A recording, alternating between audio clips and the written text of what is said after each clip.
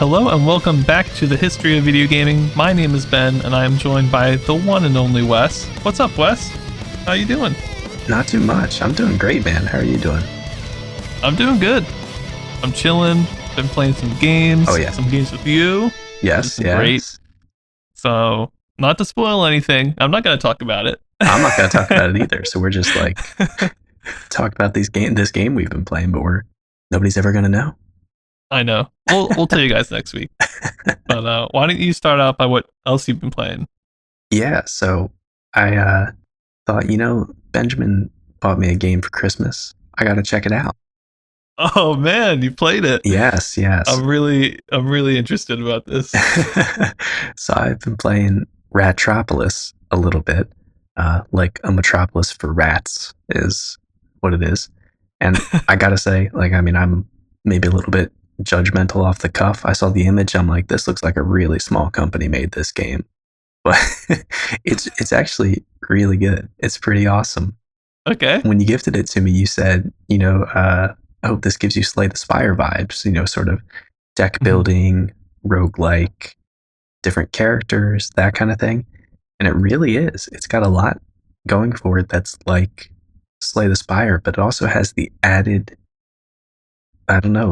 weirdness, interesting factors of being sort of a tower defense and sort of a city builder. So basically, there's lore, which I love too. This guy does this narration at the beginning about Retropolis. They're this huge city of rats. They were making great strides in technology. And then someone got greedy and they're like, what if we could cheat death? And now there's zombie rats.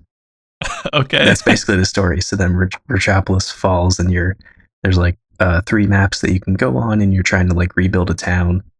And you start out with the merchant leader character who all his traits and special abilities are based around making gold and using gold to buy troops and stuff like that. But the whole game is on this 2D sideways view of a city. There's a lot of games that do this, but I can't think of any offhand to reference. But basically, you're looking at the town from a cross section of the side, and you have walls to your left and your right. And enemies spawn in from either one of those sides or sometimes both those sides in waves, like a tower defense. And like I've seen a couple tower defense games do, you can also rush the wave and make it come early if you think you're prepared for it, and you get a little bit extra money for doing that. So it's got all that going for it, but then the way that you put troops on the battlefield, because there's not actually towers, but it is like a defense kind of game, is you have cards and you have a hand that you draw, and it's a deck building game, so you're slowly building a deck of cards as you go. It's got a ton of the same card effects as probably most other deck building games that you think of. There's ethereal cards that if you play them, they disappear. There's cards that if you don't play them that turn, they get destroyed from your deck, stuff like that. And it's just this weird bundle of all these different game modes that actually works pretty well together. Good. Yeah. I only unlocked 2 of the leaders, but there's 6, I think. And they actually have pretty different play styles too. Like the merchant guy who I start out as, you play a card and then all of his units are really strong, but they have a timer called a service timer, because I guess the idea is that you're paying these mercenaries. And then after the service timer runs out, they just disappear. They're out of there. And then the military leader, none of his cards have service because he's a different pool which you can build the deck from. But all of his are just pretty strong, but not super strong, and they stay forever. So you can just keep building your military might that way, but you have less means to make money from the cards that you draw. Okay. Yeah. So I was really surprised that it was very fleshed out. I don't know how balanced it is because I'm not good enough at the game that I've actually beat it yet. You have to survive 30 waves and it gets pretty crazy. You can keep expanding too, so there's also a bit of give and take there. You can build more buildings if you extend your stuff out further, but then you're a little bit more vulnerable on the outer edges. And yeah, I don't know. I haven't played tons of it. I've only played I think an hour or two, but it's still really good, and there's a lot more to discover there. Is it like a real campaign, or is it more just like a, I don't know, like a just a game mode kind of feel? It's just a game mode, which I think it would be cool if it was like, we just Yeah. fled Ratropolis. Now we gotta build up one small city, almost like StarCraft style, or like Right. the homeworld games where you're just kind of like, it's still basically game mode, but they give you a little bit of like, this is why you're in this territory doing this kind of thing. Yeah. Yeah, and especially with a single player card game, I just think it's really fun to get cards that are just OP, you know? And if you're playing like a campaign, you could probably get like, this soldier is just better than your soldiers before, and it's not like balance is a concern because it's part of the campaign, you know what I mean? But it still makes you feel really good. Yeah. Well, they do have something in Slay the Spire. You have, I think, levels for each of the characters.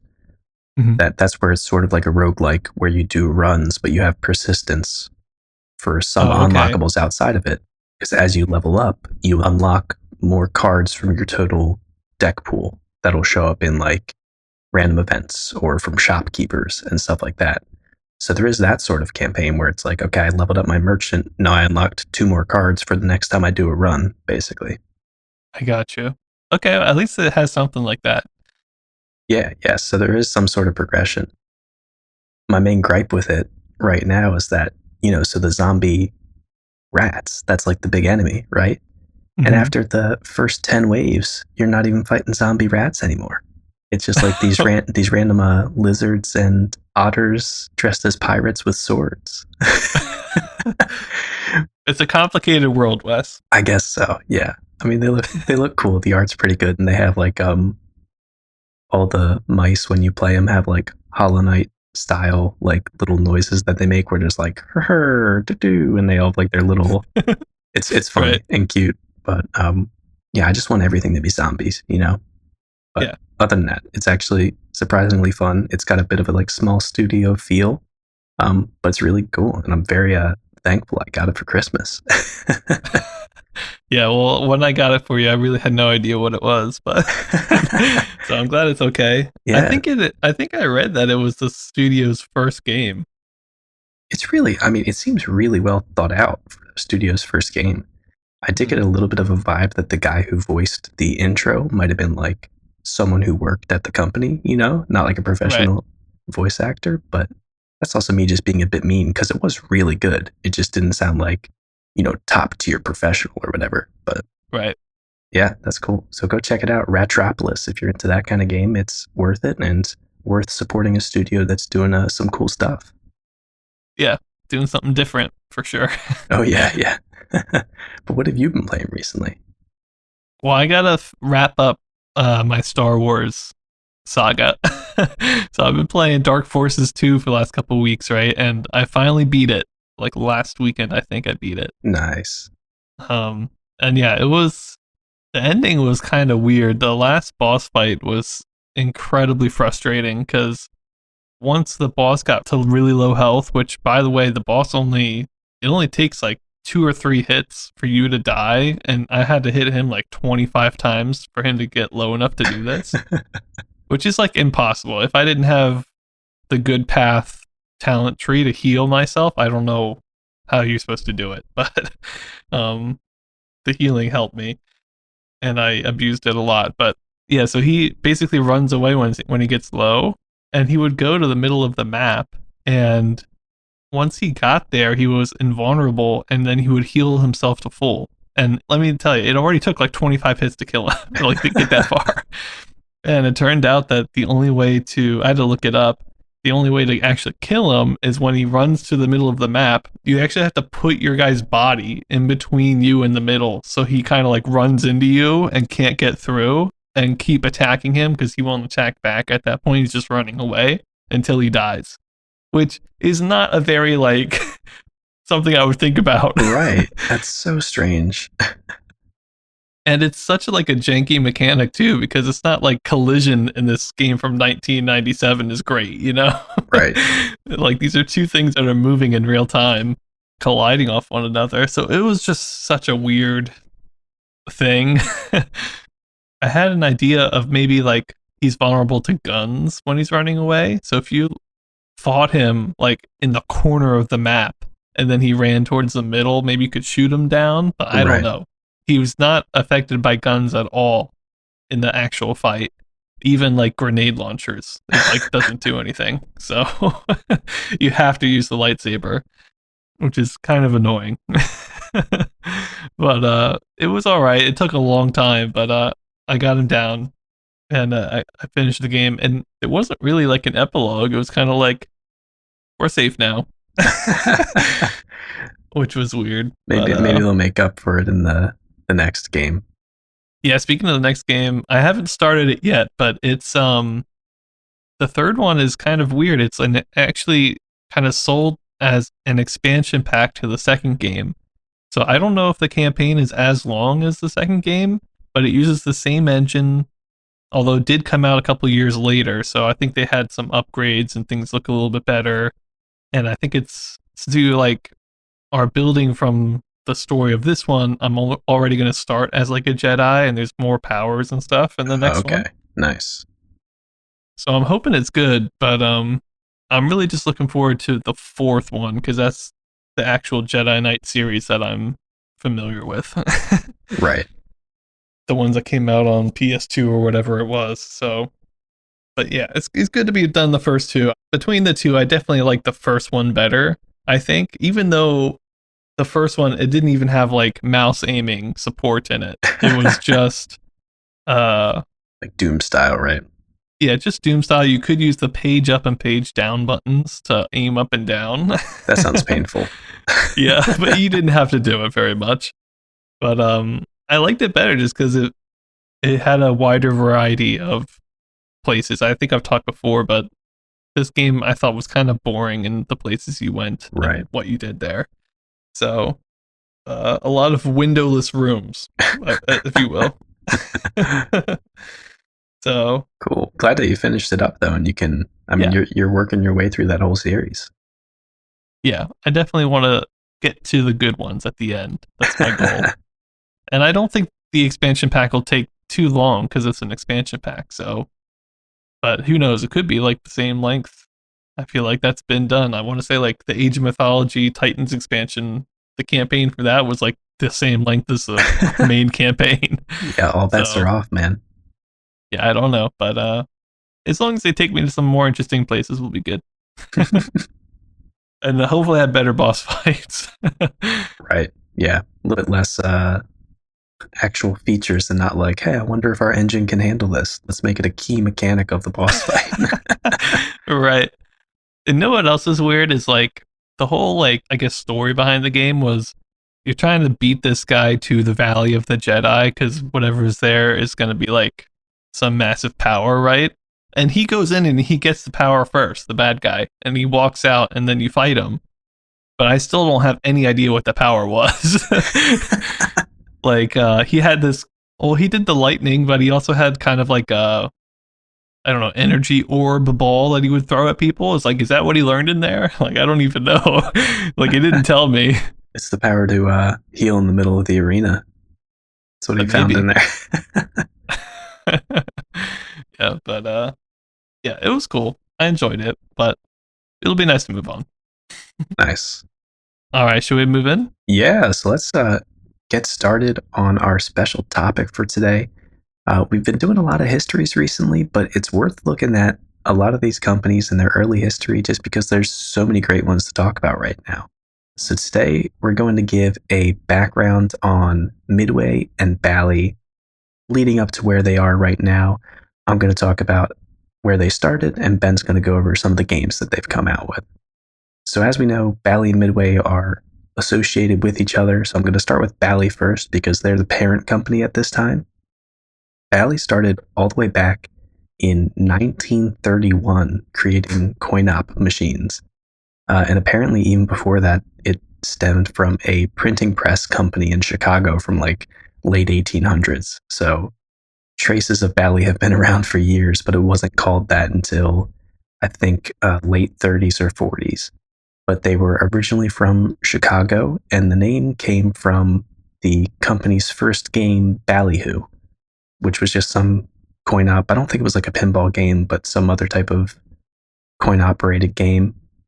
And they've done tons of stuff on this path before they started making video games. They were creating vending machines, specifically a coffee vending machine, I think, slot machines for casinos, and tons of other stuff. At one point, they started their own record label and they were doing like music. So Bally's been all over the place. But eventually, they ended up moving towards video games with the Bally Astrocade, as we've seen now. And some other weird stuff that I found about them is apparently in the, I think, 80s and late 70s, some of the higher ups are going to have to resign because there's accusations that they are tied to the Chicago Mafia and other organized crime groups around the world. So I don't know. It said accusations in the Wikipedia article, so I don't know if it was ever proven, but there might have been a little bit of mafia money behind some of this big business in Bally.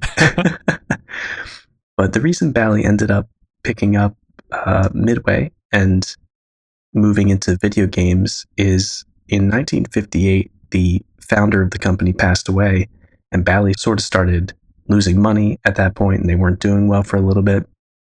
So they ended up becoming a publicly traded company, and they made a lot of money that way. They had some investors that picked them up, and they were able to buy several companies themselves too. One of them being a German coin-op game maker, I think, and the other important one in 1969 being Midway. So Bally is behind a lot of these, but we don't really see a lot of video games under the Bally name other than the Astrocade, because they basically treated Midway as their video game production arm. So then Midway was formed back in 1958, and they did, I think, coin-op machines and casino slot machines and that kind of thing up until 1973, when they were one of the few companies who actually paid Atari for a licensed version of Pong. They didn't just rip it off and make their own. So good guy Midway out there. And before the 1980s, interestingly enough, when they're making all these games, they actually didn't have any in-house programmers or engineers at all. And they contracted a lot of their work out to Dave Nutting Associates, who we've mentioned a couple times before. They've also worked together with Taito a lot, and they licensed each other's games a couple times. And they also worked together with Namco a little bit later in the future. And it's interesting that Midway, even though they're getting started in 1973, their partnership with Taito and Namco is what is eventually going to lead to two of the biggest games of all time, Space Invaders and Pac-Man, coming from Midway. So it's a big name. It's good to talk about it now and see where they started. And one thing I didn't realize when I started looking into this is we keep talking about how big Midway is and how they're still around. And it's like an arcade name that you sort of recognize, but apparently they went bankrupt in 2010 and they don't exist anymore. I didn't know that. I thought they were still making like arcade cabinets, but since 2010, their company's been dissolved, and Warner, of course, who owns Atari in 1978, Warner now owns most of the assets to Midway. So I don't think they put the Midway name on anything, but the games that Midway made when they're being reproduced, or, like those giant, crazy 10-foot tall Pac-Mans that they have now in the arcades, stuff like that, it's probably under the either Namco license name or the Warner license name. But that's just sort of how both of those companies got started and why they are now working together, and will sort of not use their name interchangeably, but if we get it mixed up, it's because Bally owns Midway and Midway's making most of the games. Right. Speaking of games. Yeah. Oh, wonderful transition. Then we can talk to you guys about the games Bally and Midway made in their early history. Just so you guys know, all these recaps we do, I'm putting them up on the website in the developer section, which is kind of a new section. So if you want to see this list, you can find it there. But let me start by talking about Bally's games. They only made 3 that I'm aware of between 73 and 76, which is where I'm looking for today. Those 3 are Crazy Foot, Tennis Scoop, and Tennis Scoop 2, which are all Pong clones. Two of them came out in 73 and the other one was in 74. But now looking at Midway's games, they're the ones that actually license, as you mentioned, Pong from Atari, one of like the only companies to do so. That license was called Winner, and they had a couple other Winner games that came out in 1973, Winner, Winner 2, and Winner 4, which, as you can imagine, was like Pong with two paddles and probably Pong with four paddles, if I had to guess, or per person. Also in 73, they came out with Leader, which was a Pong variation where one person controlled the top and bottom part of the screen and the other person controlled the sides. And then they had a game called Asteroid, which was a clone of Atari's Space Race. Then getting into 74, we have a game called Playtime. Playtime was a Odyssey Pong clone, so you could go horizontal, and had a disappearing score when the ball was in play, which I guess was still revolutionary in 74. Right. He also came out with TV Basketball, which was a clone of Taito's Basketball. They had Ballpark, which was a clone of Ramtek's Baseball. And that's it for 74. Not too much there. And then 75, that's where like things actually start happening. The first couple are still clones. They have TV Flipper, which was a clone of Exidy's TV Pinball. You also have a game called Racer and Wheels, which were Speed Race clones from Taito, which we're going to start seeing Taito now be mentioned in a lot of these things. We also have Wheels 2, which is the sequel for Speed Race. And then finally, in November of 75, Gunfight. And I think that's the kind of the game that changes everything. Right. Yeah. I know Dave Nutting Associates was involved in that game because it was pretty significantly different from Western Gun from Taito, where the idea came from. But I feel like Gunfight is like the moment when Midway becomes a company that just licenses and clones things to actually doing their own stuff and doing it really well. So Gunfight comes out in late 75, but then in 76, you've got Sea Wolf, which was an original title from Midway. You've got Tornado Baseball, which obviously has roots from the Ramtek baseball, but, wasn't like a response to somebody else making a baseball game. Like they were taking the initiative, trying to make it better. You have 280 Zap and Midnight Racer. Those are clones of the Nürburgring, the Night Driver game. And then finally, Amazing Maze, which you also reviewed, Wes. I don't know if you remember that one. I don't think you liked it. Vaguely. Yeah, I don't think it was fantastic. But that was the last thing they did in 76. And then, they're going to continue doing stuff through 77 and 78 where we are now. But I figured that was enough to get us started. But you can really see, I feel like their progression. One thing that you can see throughout all these years is a company that I feel does things the right way. They get licenses by people. They make connections with other big companies like Taito and Namco, apparently in the future.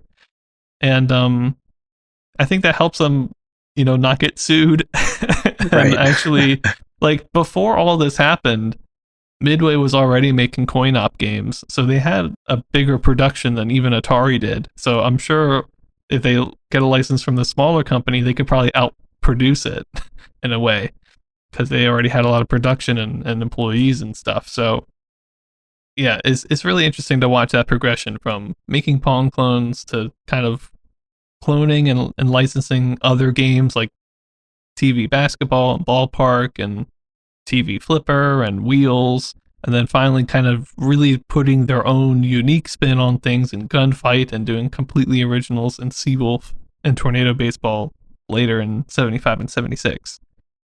So I just like watching that progression of this company that is happily still here. Right. Which usually when we do these things, they're not here anymore. Yeah, but we know we're going to be talking about them a lot as we go through this. So good to just check in now, see where they're at, and we're already starting to see a rise to greatness. So very excited to see what stuff they come up with in the future. Yeah, and we're going to be reviewing some Atari 2600 games today, so I'm sure we're going to be comparing them to the originals that Midway made on the Astrocade version, and also the original arcade games that Midway made for some of these. So Right. without further ado, let's jump into the games.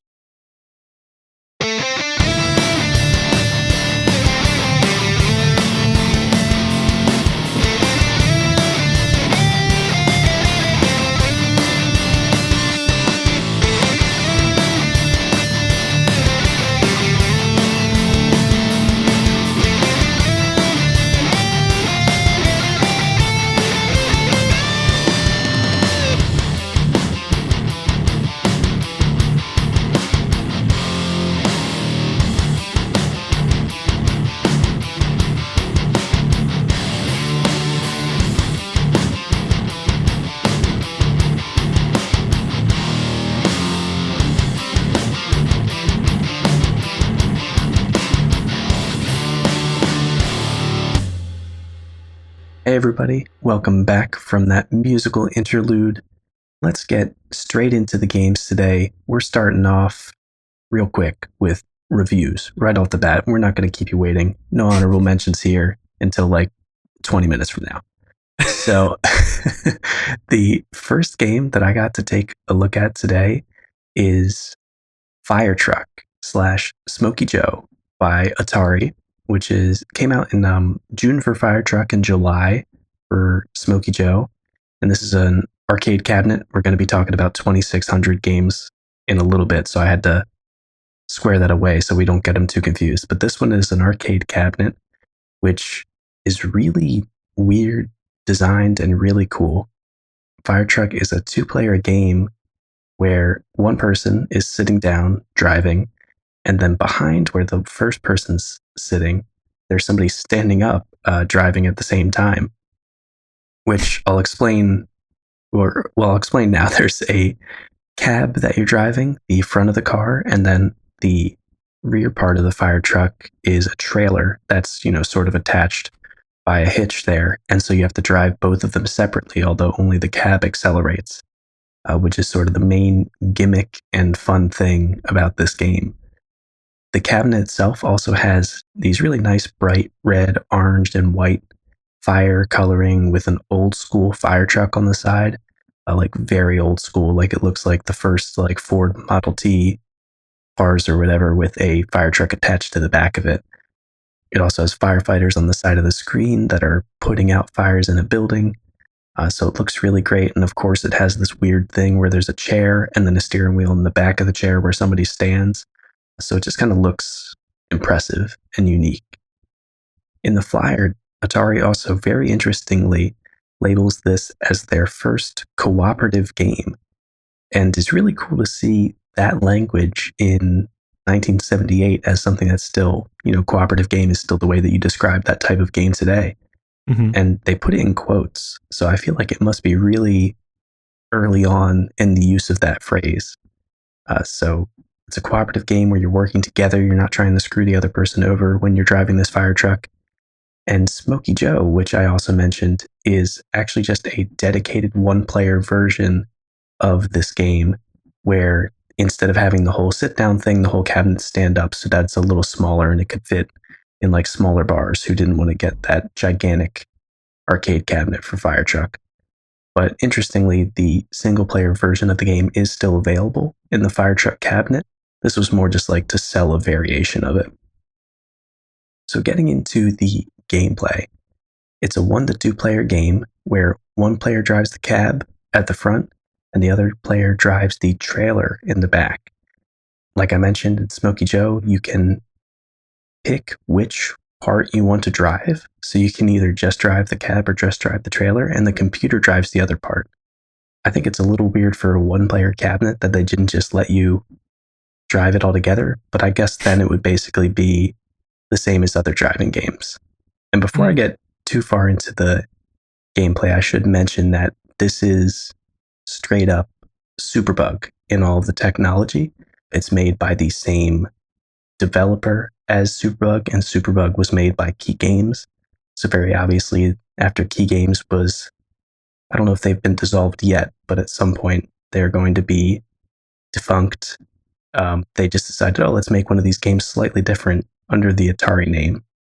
Oh, yeah. Yeah, which is awesome. Glad to see more of the Superbug game. But that's why it's a little weird to me they didn't just like rebrand Smokey Joe as like you're just driving a regular fire truck. But I don't know. They wanted to keep the gimmick in there. But the reason that you really need to coordinate with the person to keep the trailer straight is that when the trailer isn't lined up directly behind the cab of the fire truck, the car is just really hard to control and it moves slower. There's this constant dragging noise because I guess, the trailer's like sliding across the road.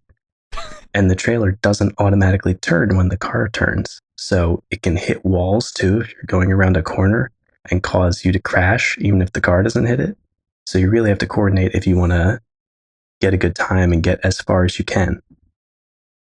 But as I mentioned, other than that visual quirk and the weird driving, it's basically just the same as Superbug, which isn't a bad thing. You're just driving on these curving roads that scroll on all sides of the screen, which is really awesome.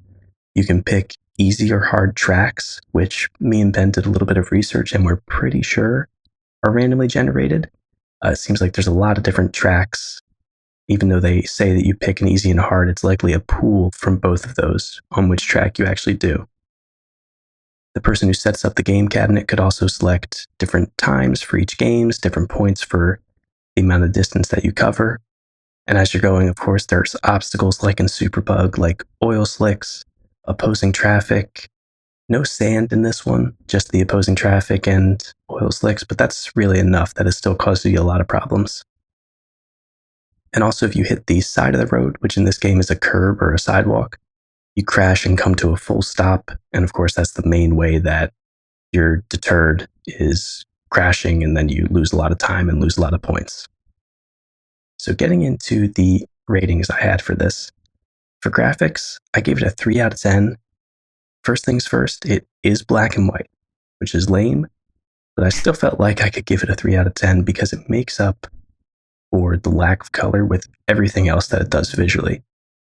Obviously, even though it's not the first time we've seen it, because it's based off of Superbug, the scrolling graphics are super cool.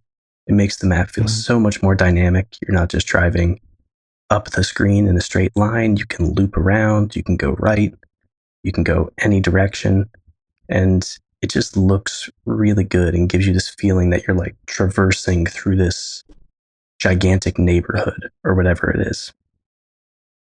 And there's also a ton of different visuals on the screen, which I feel like it's doing a lot for a cabinet at this time. There's the truck and the trailer, which both look really good.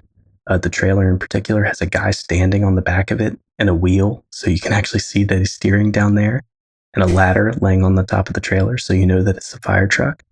So there's no you have to imagine that the square is a fire truck, which is always great to see. The road itself is a little boring, just plain black, but there are oil slicks that pop up, and either traffic or parked cars. They're stationary. They are stationary. They could be meant to be traffic, but so there's cars dotted that look pretty good too.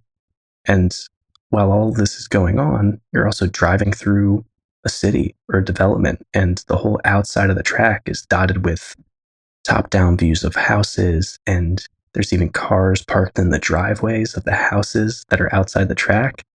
There's like the same little shrubs and trees from Superbug that are scattered throughout the neighborhood as well. So even though there's no color, it's just got so much going on visually. It runs smoothly. The trailer looks hilarious when it's sliding all over the place and you can't keep it straight. So I give it a 3 out of 10 for that.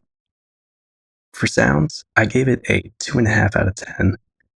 The engine, car sounds, and oil slick tire screeches are all really good, but they're all definitely exactly the same as what was used in Superbug. So I really like them, and I'm glad they're there, but they sound a little bit too similar. I would have liked it if they switched it up a little bit from that. But there are new sounds that I really like, which are the horns and the bells that are controlled by the players. You have this big button next to the steering wheel so that you could play the bell or the horn wherever you want or whenever you want. And part of what I love about it is that there's no point in doing it. Like, it doesn't do anything to the game. It's just, you want to really feel like you're driving a fire truck, so you smack the horn whenever you're going around turns or whatever. So I think that's great. There's also a scraping noise whenever the trailer is like sideways and not following the cab, which is pretty good, but it's not fantastic. And the other main sound that I like that really helps sell the theme is, of course, a fire truck siren that plays the whole entire time. It didn't get too annoying, but anything that plays the whole entire time you're playing a game has a chance to get annoying if you keep playing it. Mm-hmm. But with all those things included, other than not having music, it really had all the sounds that I would have hoped for out of a fire truck racing game.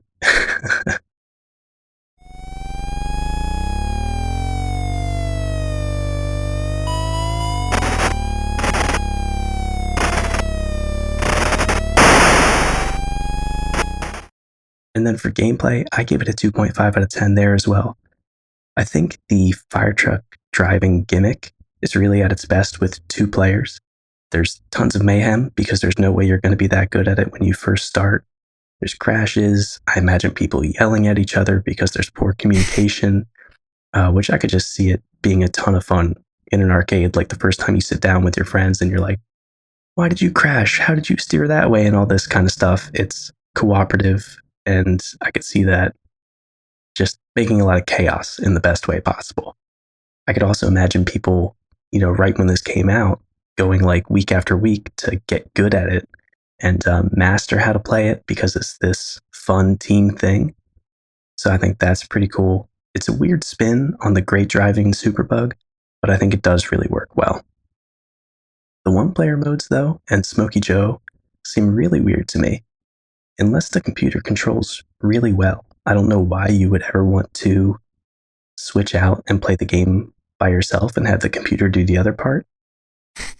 I don't know, it just seems strange. I did end up getting the emulator to work with the computer when I accidentally picked that I wanted to drive the trailer. But that's just weird because the computer's just driving you around and I'm like balancing basically. Mm-hmm. I don't know. I could see it being kind of fun if you didn't have someone who you wanted to play this with, but it just feels like a stopgap for I'm doing this until I can play it 2-player. I think that's where the real gold is for this game. And then for relevance, I gave it a 7 out of 10. Atari says that it's their first cooperative game, but unless I'm forgetting something, I think it might be the first branded cooperative game. There might have been some that had cooperative elements, but I think this is the first one that's like, hey, this is a cooperative video game. So I think that makes it pretty relevant on its own. And also just the fact that Atari took an awesome racing game and awesome technology from Key Games with Superbug and officially added it to the Atari lineup by making Fire Truck. So I think it's pretty relevant that they did that as well. So that gives me an overall rating of 3 out of 10. It's a great looking and great sounding game. Looks like it's a ton of fun with 2 players. But if you only have 1 player, I really think you're better off just playing Superbug instead. That's fair. Yeah, but it's weird, but I think it works as long as you have 2 players, I do wonder, if it was just a normal fire truck controlled by 1 person, would it be better? I don't know. I think that would still be really fun, because then they're just straight up rebranding Superbug and making an Atari game, but tons of companies have done that and it's worked fine. So I'm kind of surprised they didn't, but well, what's weird about Superbug had the scrolling playfield, and I don't think there's been any game that's done it since. Yeah. And this one, just going through a town instead of just the forest, which is what Superbug was, I think is interesting enough, Yeah, it definitely makes it look with that. Really visually different. Yeah, right. That could have been enough of a change to be like, okay, now it's called Fire Truck. Yeah. But instead they have this weird gimmick, and I feel like some people are going to love the gimmick and some people are going to be like, this is stupid. Yeah, honestly, I think you'd get bored of it pretty fast, but I do think you could have fun with it with 2 people. But 1 player just looks like it sucks so much. Right. All right. Well, Fire Truck, it's always good to see the scrolling playfield. I hope that more people do that because it's so good. It's got to be coming soon. Yeah. So let's move on from Fire Truck. That was a good Atari game. My game was not a good Atari game. Oh boy. I mean, it wasn't terrible either, but it's called Skydiver. It came out in June of '78, and It's weird. For some reason, I'm just not about it, even though there's nothing bad about the game. Right. I mean, that's fair. The cabinet itself is styled really nicely. You've got a bunch of like comic book style pictures of like a thrill seeker, skydiving through the clouds or whatever. But one thing about the cabinet that is really cool and probably would make this game is that in this game you're going to be clicking a button to exit a plane, and then you like basically on the keyboard you'd click another button to open the chute and land on a certain spot on the map. That's like your goal. But on the actual cabinet, the pulling the button for the chute is actually just like a metal ripcord looking thing that you pull up. It's like a metal ring, Oh, right? cool. So I think that's actually cool. So there is like a peripheral component to this game that I wasn't able to use, obviously. But I think that's kind of a nice little feature. But as far as the game itself, like I mentioned, you have a plane that's going across the screen left to right or right to left. You're going to click a button and your guy will jump out of the plane. At that point, there's a flag on the ground, which is just a 2D ground. So it's, either to the left or right of where, your guy jumps out of the plane. When you jump out of the plane, you're going to have the momentum from the plane kind of helping you. So you kind of want to jump early, and then the further down you can go without pulling your chute, the more points you'll get. So if you mistime the jump and say like you jumped past where you're going to go, you have to pull the chute quickly or else you're going to miss it, but you won't get many points for that. Whereas if you do a better timing for your jump, you won't have to pull the chute until later and you'll get more points. So that's basically the entire game. Just pulling the chute at the right time and landing on the flag at the bottom. What direction the plane comes in is random, and then also the like area that you can land in, which a flag kind of points to the middle of it usually, but it's like a range of an area on the screen. So like I don't know, 2 inches on the left side or something that you can hit. But over time, that area will be less after each jump. Half an inch or whatever will get smaller. So you have to be more and more precise hitting it. And then also the plane will start lower, so you have less time to figure out what side of the screen you're coming in on, basically. um, which is always a little weird. The other weird thing about it is that you have 3 lives, so you have 3 misses, but then when those lives get used, the other player, if they still have lives, they can just keep jumping, which is weird to me because that means, to me, it's probably more important to jump and pull your chute quick and make sure you hit the spot than it would be to get more points and be riskier, because if you lose all your lives, the other person could just make easy jump after easy jump after easy jump until they get more points than you. Does Right. that make Yeah. sense? It's kind of a weird thing. So I don't Yeah. know if I like that. Doesn't really reward you for the risk much. Yeah. I guess you can't like always keep pulling your chute all the time because again, your plane will start lower and your ground will become smaller over time. So maybe it still rewards it, but it's definitely like a closer match than I would think, and doesn't make you feel good if you mess up and you hit the ground or whatever, or open your chute but you don't hit the target area. That'll take up a life. Also, if you don't jump from your plane and it goes all the way across the screen, you'll lose a life, which is annoying. So once the plane spawns, you have to jump. But that's basically the whole game. There is some weird parts to it, but I'll talk about that once I get into my ratings. So let's start with graphics. The game is really going for a charm aspect, and I feel like with some people it would work. It reminded me of Stunt Cycle a little bit, even though I prefer what Stunt Cycle looks like and how it does. But when your guy jumps out of the plane, he like wiggles his arms and stuff, like he's scared. Right. And then when you pull the chute, it actually there's an animation of like pulling a chute. And then once you pull the chute, you can kind of steer the chute a little bit. And so if you're kind of like going to the right, he'll pull down on the right side, which is cool. I like all that. And then when you hit the bottom, even if you hit the flag area or not, the chute will fall down behind your dude, which is cool. And then he'll like throw his hands up in the air like he's the best person in the world or something. I don't know. And all that's great. All that's nice. The flags kind of wave. They look really weird, but there is some different sprites for the flags.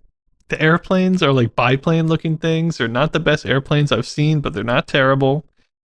Weirdly enough, after the first person dies, only the first person, an ambulance will spawn in and run towards them and pick them up and take them away or something. It seems like a weird thing to only happen once in the game, Right. Yeah. but that's what happens.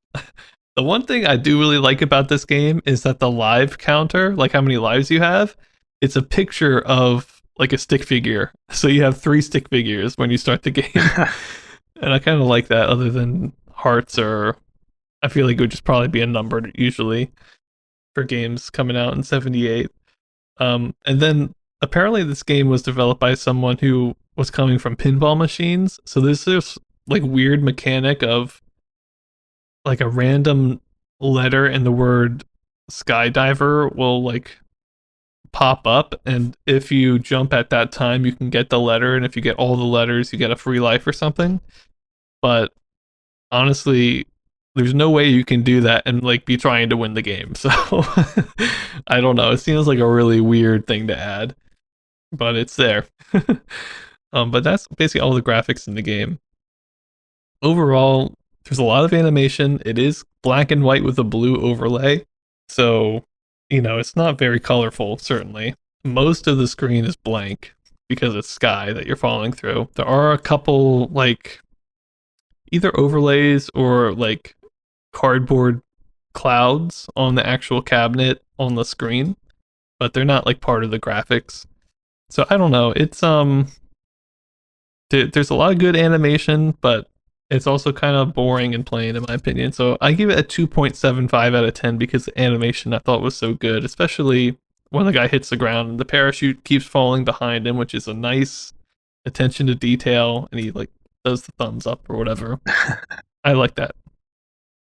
For sound, I gave it a 2.5 out of 10 as well. Kind of high because there is a musical song when you load this game up. A little tune plays.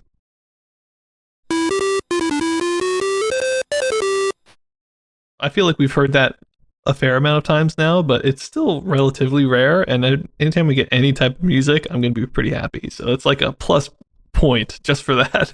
Right. In my score. But then you also have a sound of like a parachute opening, and you have a sound when your guy hits the ground and succeeds or fails. And you also have a sound when the ambulance comes the one time. But I don't think there's any engine noises for the airplanes, though. So there could be times in the game where it's just silent, and that's weird. I feel like they should just put the airplane engines in there. All you hear is like the chute open, some beeps when you land, the ambulance, and the one piece of music. So it's mixed. It's a mixed bag, I'd say.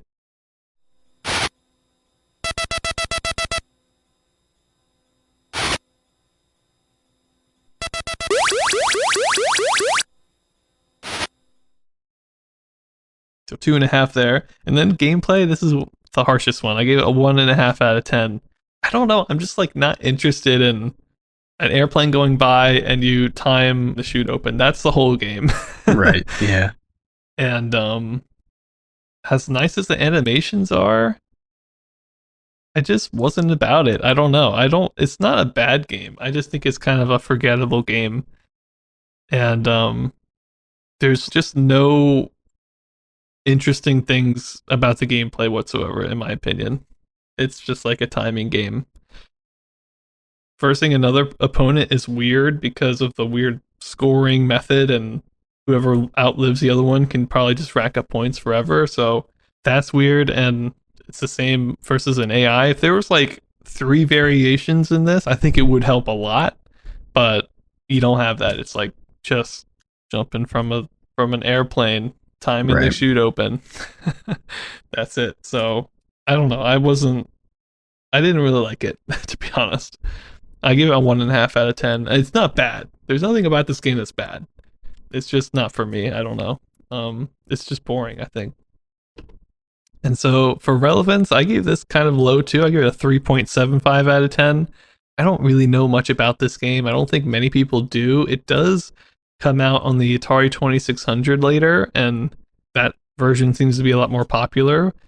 So I had to give it some points for that, but I don't think this version is particularly popular. And then for overall, I give it a 2.25. It's not terrible. It's just not going to be game of the year, you know? Right. Yeah. Which is fine, you know?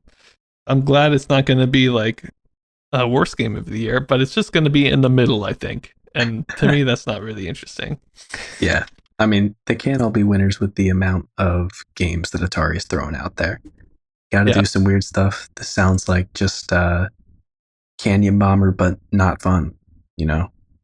I like Canyon Bomber better because you feel good when you see the bomb like go and break like 5 bricks in a row or something. Exactly. I don't know. Yeah, that's all that it is. It makes the difference. There's point numbers on the rocks, and it's still timing, but you're bombing rocks. It's a lot more fun than just like a guy landing in a spot.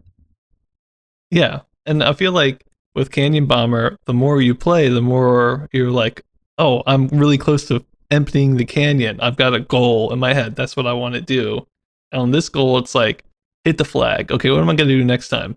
Hit the flag. Yeah, that's it. Yeah. So I just wish there was something a little bit more to the gameplay. I don't know what that would be, but it's got to be something. Maybe as you're falling down, you can shoot the other guy, you know, or something. I don't know. Yeah. But it's too one-dimensional for me. Yeah. So, yeah, that was my Atari game. Interesting. Yeah, maybe not as exciting as mine, but let's move on and wrap up our arcade cabinets for our first half here. So for some honorable mentions, we have Super Destroyer, which was a cocktail table, and Breaker, which was the upright version of it by LaJack. And it's a breakout game where obstacles would deflect or change the direction of the ball. We've seen stuff similar to this before, but we don't have too much info to say if this one was much different. And then we also have Block Invader by LaJack, Konami, and SNK, which seems like it was just another version of Super Destroyer, maybe just a licensed version by Konami and some other companies. Mm-hmm. And now we're going to move into our Atari 2600 titles for the month of June. As a reminder, the dates for these are kind of sketchy, so this is where we think they are, but there's 4 cartridges that we have here in the month of June. The first one is called Codebreaker, and we believe this was used with the keyboard peripheral, which was a brand new peripheral for the console. As a reminder, I think the 2600 is like the only one that has like a bunch of controllers for it. It had the joystick, it also had like a driving dial for driving games, it had a paddle controller for like Pong games. This one's called the keyboard controller, which is confusing to me because it's a numpad that you plug in. Right. But it, I think, was used for Codebreaker and another one that we're going to do today. Codebreaker was a collection of 20 Mastermind and NIM games. And do you still remember NIM, Wes? You must. Yes. I feel like it's been burned into our head. The lights haunt me, you know? And Mastermind is another one that we've covered many times. So we're going to leave this one for the honorable mention category. Thankfully. 20 of them, huh? That's what they say. 1 and 2 player versions of Mastermind does actually have 2 player versions, but still, that's But moving on from that, we're going to take a look at the first cartridge that I got to look at in depth, Home Run, which, as you might guess, is a baseball game. So Home Run, just to start off with a little bit of background about the cartridge itself, I always love looking at the arts on this cartridge, and this is like a painted collage of a bunch of different baseball players who I think were from a bunch of different teams of the time, which probably helped sell the cartridge if your favorite baseball player was on there. But that looked pretty good. There's tons of hilarious commercials for this, which maybe weren't hilarious at the time. There's a famous baseball player whose name I don't remember, and I would probably get wrong anyway. But there's a famous baseball player in one of them, and the Atari computer pitcher strikes him out. And And there's one where there's a Mattel console, I think, coming up at some point, but there's a baseball game for it. And this guy just keeps showing pictures of the Mattel baseball game and the Atari baseball game. He's like, which one's better?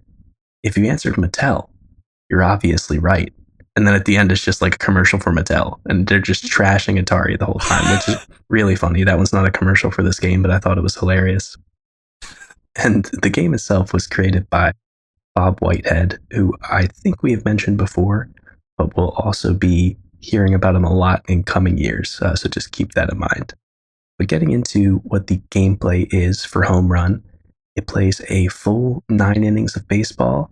When it's on a home console, you don't need to charge people for it, so there's no reason to limit it at only 4 innings, I guess. It has strikes, outs, several different options for how the outfielders are positioned. There could either be one outfielder, two outfielder, three outfielders all close together, or three outfielders all spaced apart. And there's some weird stuff going on with the rules where catching a ball that's hit doesn't result in an out. So I guess everyone's just hitting ground balls all day in this game. The way that you get outs in this is either you can strike somebody out as the pitcher, or after the ball is caught, all the outfielders disappear except for the one who caught the ball. And you then control the outfielder racing across the screen trying to tag the people who are running the bases, the other players. And the outfielder moves really fast too. Like you bolt across the screen, and these poor guys are trying to run the third, and it seems like you get them every time. But I do think there was a speed modifier, sort of like a handicap or a difficulty to make the outfielder slower. So there might have been some ways to cope with that. So as the pitcher, you move the ball left and right with the joystick. You can make it go faster by holding up on the joystick or slower by going down. So it couldn't do too many complex movements, but you could get pretty tricky with it. It would actually measure fouls if you went too far to one side. I didn't check if you could hit the batter. I should have tried that. If you got a free walk for that, but I'm guessing it just counted as a foul. And when you're playing as the batter, you basically just have to move the joystick from its neutral position in any direction. And the direction that you move it doesn't matter, but the timing of when you swing at the ball is what determines where it goes. And also the angle that the pitch was coming in when you hit it, I think also determines where it goes. You can also, when you're playing as the at-bat team, stop the person who's running to the next base by hitting the bat button before they get there. Apparently this was really hard to do because they run the bases kind of fast. But the computer, if you're playing one player against the computer, always just stands on the baseline once they catch the ball and wait for you. So if you don't stop your person, sometimes it's like an automatic out, basically. And another notable thing about the gameplay is that it moves really fast, which is really nice. 9 innings in a game can sometimes feel like way too much, but this goes super quick. You're just pitching, ball goes fast, batting goes fast, it flies off the screen or it gets caught, or the outfielder catches the ball and then tags 3 of your people in one turn and the inning's over.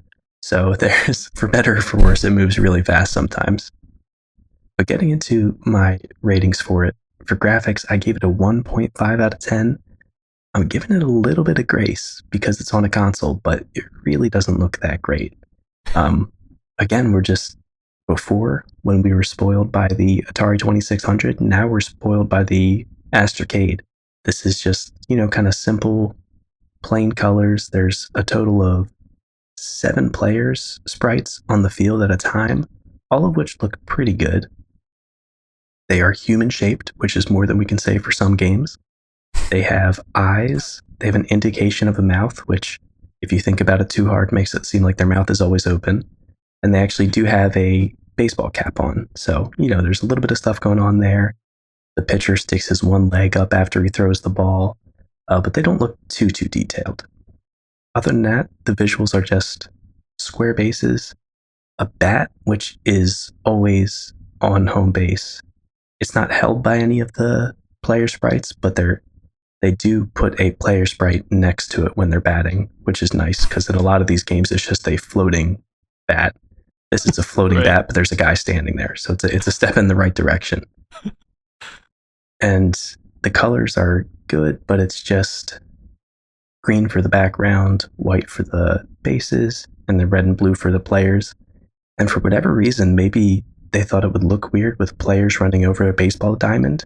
There's no baseball diamond. It's just four bases on this empty green expanse. So I thought that was weird. I would have liked, white lines between all the bases or something. Did they have any like animation when they moved or anything? Or was it just like sprites sliding across the screen? I'm pretty sure, like, really quickly, one foot got shorter and then got longer again, and like it alternated, so their feet were just like up and down Okay. really, really fast. And they also switched sides to face different directions. So the pitcher was like always facing the other direction until he pitched, and then he put one leg up and he was facing the other direction. So there was some small stuff that actually made it look like they were moving. The weird thing with the players running the bases, though, is that they got really dim and they like flickered a lot. I'm guessing maybe they like alternated like half of the pixels displaying at a time so that they could get it to move around the bases fast, because I'm sure that was the hard thing to do at the time. I'm not sure. But they were like a little bit hard to see when they were running the bases, which makes it a little hard on the outfielder who has to tag them. Mm-hmm. And then for sounds, I gave it a 1 out of 10. There's nothing too special going on with the sounds. The main one is that when they're running around the bases, there's like this almost Looney Tunes style pitter patter noise for them running, which is pretty good. But there's no real noise for pitching, and there's just a small beep for hitting a ball. And for a game called Home Run, there's just a beep for a home run. Yeah, the computer got a like out of the park home run on me when I was playing it. So the guy ran all four bases and then it just went boop. I was like, well, that's you need a little bit more if you're a baseball game.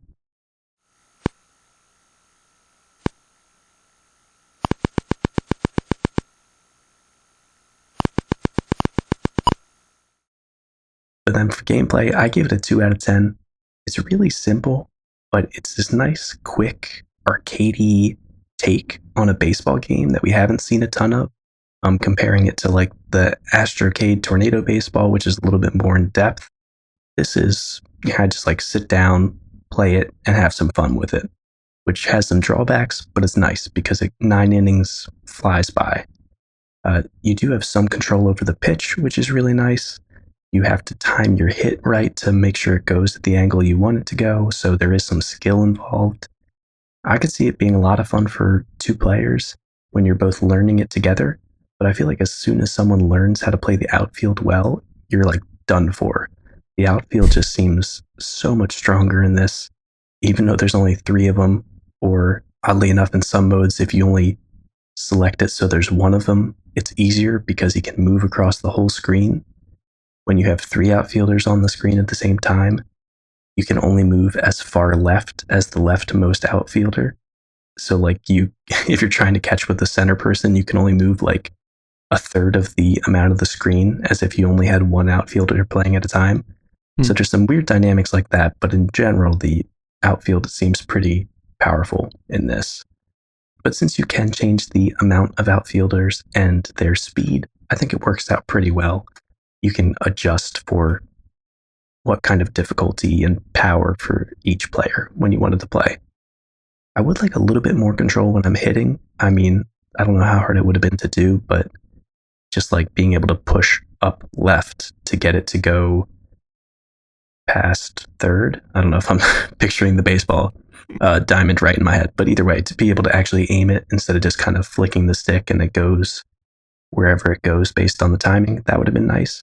But overall, I think there is still a decent amount of gameplay and like skill that you can put into this, and it's not just like a random number generator baseball game, which we've seen some like that before. Don't mention those. Yeah, which we try not to think about. And for relevance, I gave it a 5 out of 10. I feel like this is really one of Atari's first big forays into baseball games. We've seen lots of baseball games, but they haven't done a ton of them. And this, even though it's this kind of weird, goofy version of it, it's pretty good. So I think it's pretty relevant for that. I think Tornado Baseball for the Astrocade does a lot more, but Atari's at least putting out their own version of it and saying like, hey, we haven't done many baseball games, so now there's a baseball game on our home console, and they're keeping up with other consoles by putting a variety of games on theirs, which is really nice. So overall, I gave it a 1.5 out of 10. It's a pretty good, but not great baseball game for a home console. The looks are a little bit rough, but still, it plays 9 innings in color on a home console, and that's worth something. I think the outfield is the most fun to play in this, just like chasing down the people as they're running around the bases. But since the innings move so quickly, that's not necessarily a bad thing because everyone's going to get a lot of chances to play outfielder. And that Yeah, is nice. Home Run. Yeah. I thought it was really interesting that home run is like played in a distinctly different style than tornado baseball, which I could Yeah. have sworn if they were going to do a baseball game, it'd be basically a clone of tornado baseball. But it wasn't. It was their own take on it, which I appreciate a lot. It felt like a more arcadey take on it. Right. Yeah. It doesn't follow all the baseball rules. They didn't try to shove as many outfielders in there as they could. They're like, oh, we'll just do 1, 2, or 3. And I think even though it's weird, it worked out for him. Yeah, yeah, I thought it was cool. All right, let's move on. We got two more cartridges here for you guys. The next one's called Hunt and Score. It's also known as Concentration. It's another match card guessing game that had 8 variations apparently. Probably only like 2, but I think that one also used the keyboard peripheral, but I don't remember. But anyway, it's a concentration game. There's not much to say about it. And then moving on to my last review for the day. This is the final cartridge that came out in June for the 2600. It's called Outlaw, and it's a Western gun type cartridge. And unlike Skydiver, I feel like this is kind of Atari at their best or at their close to best. I feel like they had to have known that this was going to be a seller, and so they put some more effort into it. I still don't think it's as good as the original launch lineup with games like Combat right. and Air Sea Battle, but it's pretty close. Like I do think they tried really hard about with this one. And that makes it really interesting to me because I can also compare it to the gunfight for the Astrocade that we did not too long ago. So yeah, this will be a cool one. So let's talk about Outlaw. Outlaw was an original Atari arcade cabinet, but it was a light gun game. So they just stole the name, but it's very clearly, a gunfighter Western gun type game. There was 16 variations on it. Let me talk about the game itself and those variations first before I get too into what it looks like. The basis of all these Western gun or gunfight games is that you got 2 characters, one on the left, one on the right, and they're shooting at each other, and you're just trying to shoot each other and hit each other more than you get shot, and that's basically the game. Sounds very simple, but it's fun. It's a PvP shooting game. It's great. So the 16 variations here, you have some that are barrier based. So you've got your 2 characters. There's something always in the center of the screen. I don't think there's actually a variation where it's empty. There's always something. It's either a wall, a cactus, or a stagecoach. And some of those we've seen before. The stagecoach has been in like the original gunfight, the cactus as well.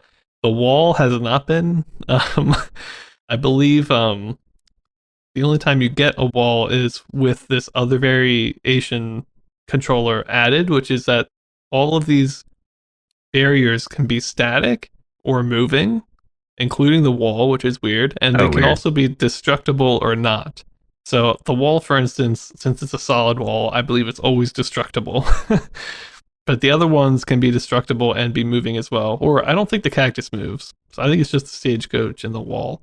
But yeah, the wall's weird because it's kind of like playing Breakout, where you hit the wall and a part of it goes away, and then the wall's like moving upwards and wraps around the screen. So you shoot again, and now like you've hit a different point. It basically just means that people have to shoot like 20 times before you can actually shoot somebody.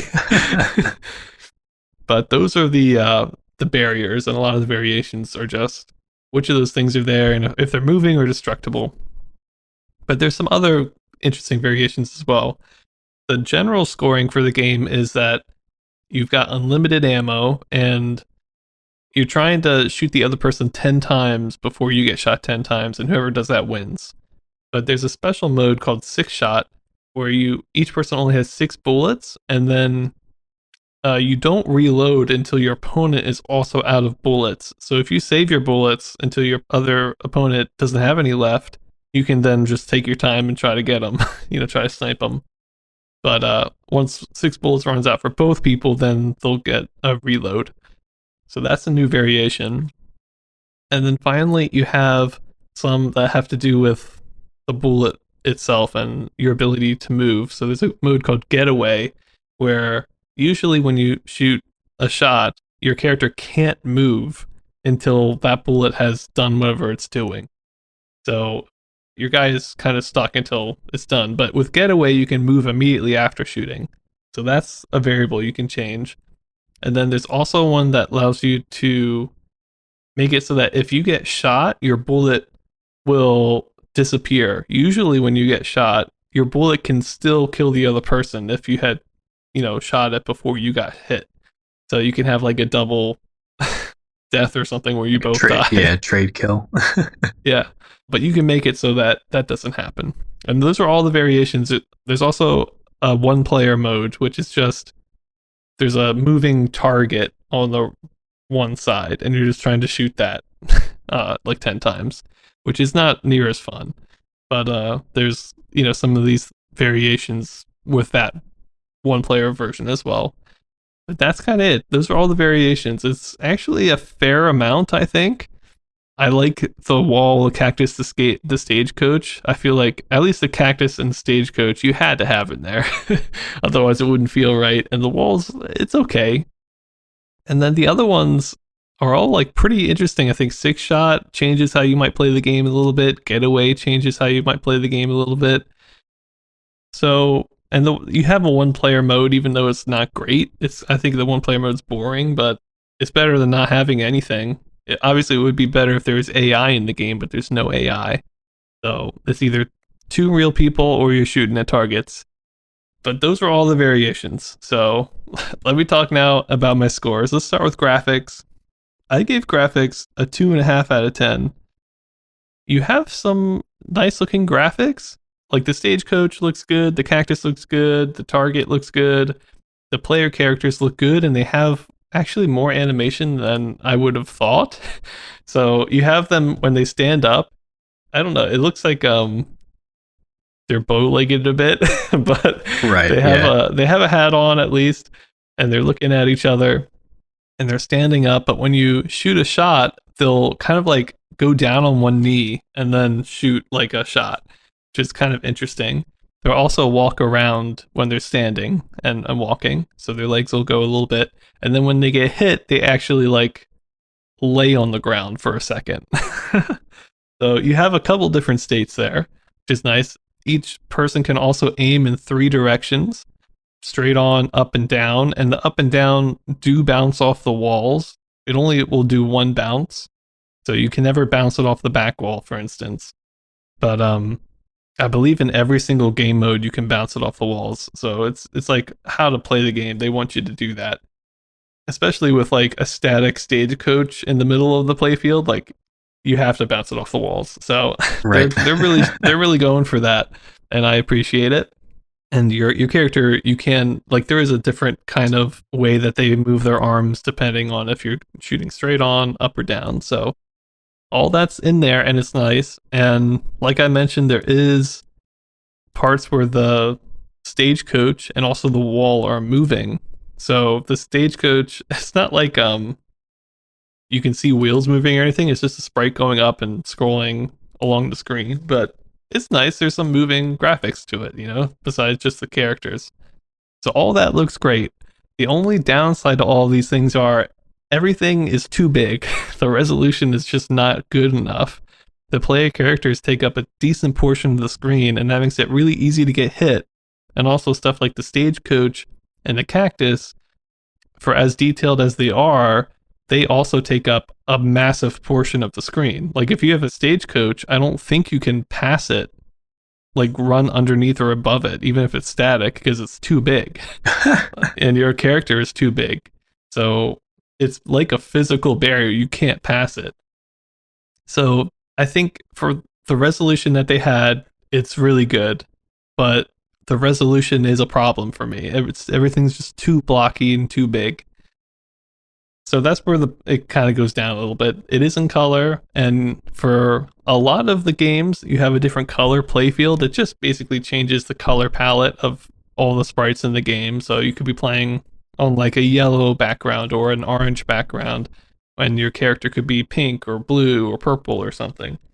So all those things kind of change, and that's all great. But I don't know, when everything looks as blocky as it does, I feel like it takes away a little bit. Yeah.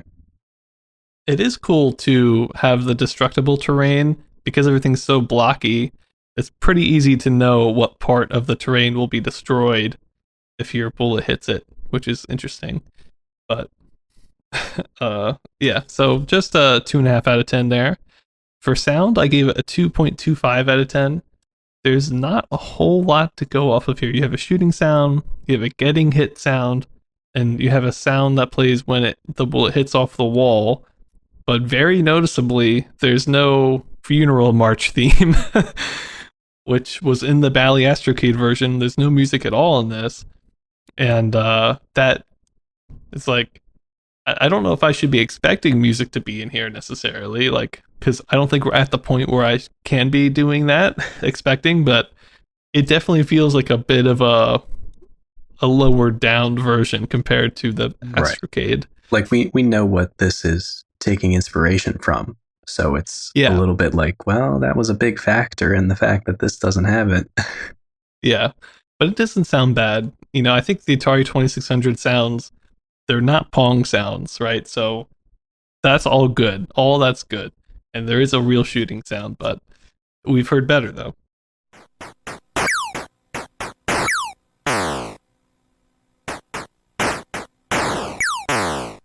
And then for gameplay, I actually really enjoyed the gameplay for this. I give it a 3.25 out of 10.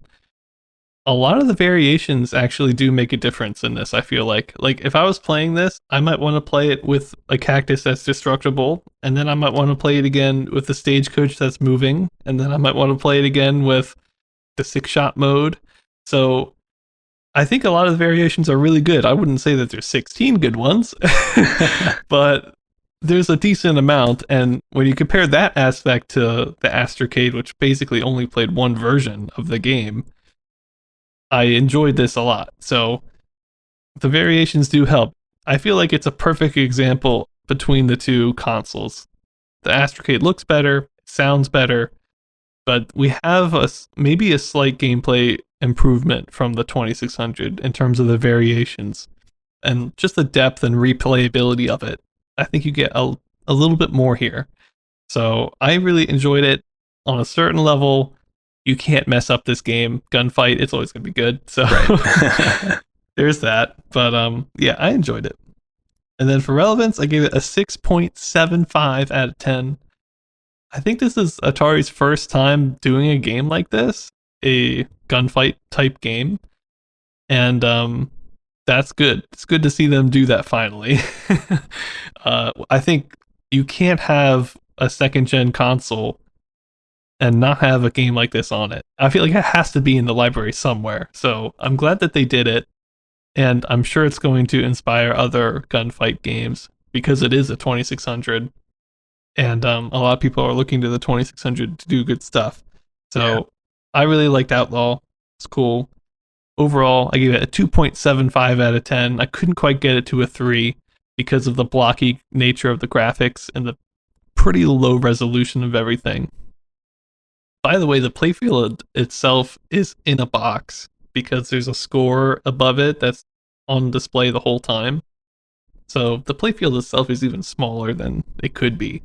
Oh no, that just feels bad because you're like, I see that space up there. I know they could have used it. Yeah. But it's fine. Like, it doesn't ruin the game at all. It's just we've seen it done better on the Astrocade, you know?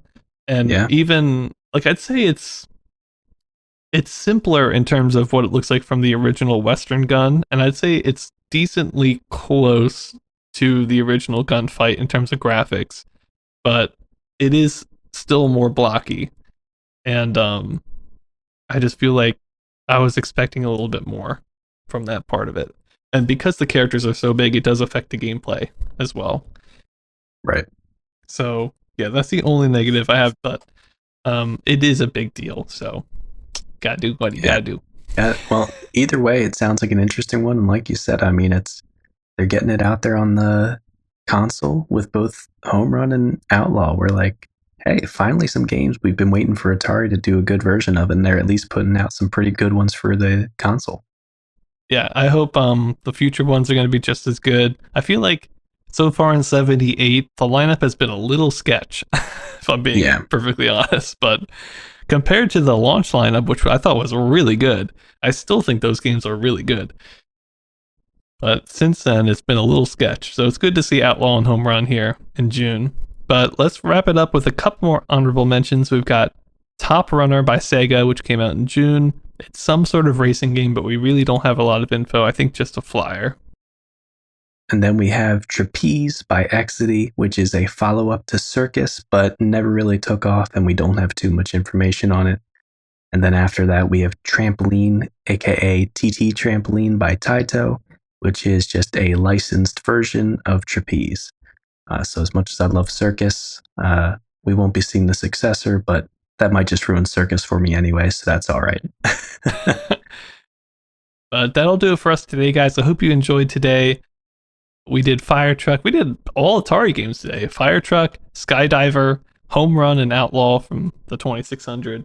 So it was an Atari-centric day, but we did talk about the history of Midway and Bally as well. And we are still talking about the Astrocade every now and then. We can't not. Yeah, it's like we said, it's set the bar now. We still love the 2600, and we know that the 2600 is historically more relevant, but man, that Astrocade looks so good. It does. It is weird because like a month ago, if we had seen Home Run and Outlaw, we'd be like, these are the best looking games of all time. Exactly. Yeah. So it's a weird feeling right now. It's in that middle area where it's good. It's just like, it's not the best though. Yeah. It's like, it could be better. So yeah, it's a weird time for the 2600. But if you enjoyed that and you enjoyed going through the weirdness of Atari and wondering if they're still the best with us, make sure to follow us on Twitter. We'll put updates there about all of our episodes and when they're going up. Check out our website where you can get more information about the developers and all the games that they've put out, and also just the timeline to see everything that we've covered so far. And send us an email if you have any questions. And with that, we'll see you next week for Space Invaders. Oh, you gotta be there. See y'all next time.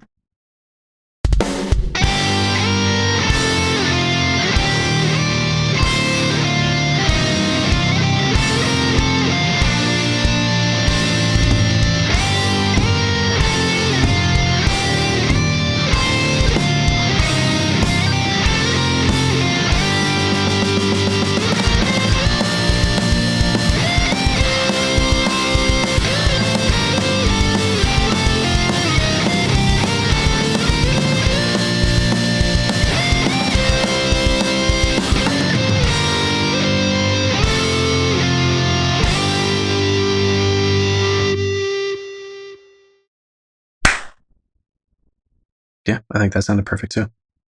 Nice. On fire. All right, man. It's all you. Oh,